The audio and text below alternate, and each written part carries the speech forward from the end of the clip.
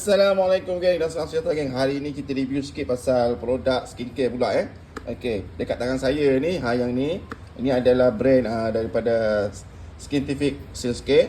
Yang di tangan saya ni untuk set jerawat. Okey. Ada 4 jenis. Kita ada cleanser. Okey, yang ini toner, yang ni okey, ini toner. Dan serum yang ni. Dan moisturizer yang ni. Cara dia guna dia senang je geng. Senang je. Cleanser ni pakai setiap hari pagi dan malam.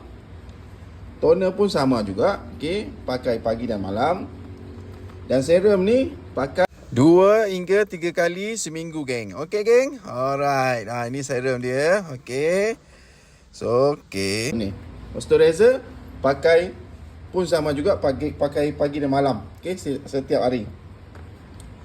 Okey geng, selain tu dekat beg kuning pun okey, banyak jugalah jenis Skintific ni.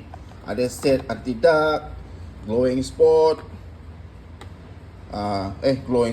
dark spot, glowing set, okey, repair barrier set, retinol set dan banyak lagi dekat beg kuning tu geng, untuk produk daripada Skintific Skincare ni. So siapa yang nak rawat muka tu boleh check lah dekat beg kuning mana yang sesuai untuk kulit muka tu. Okey geng.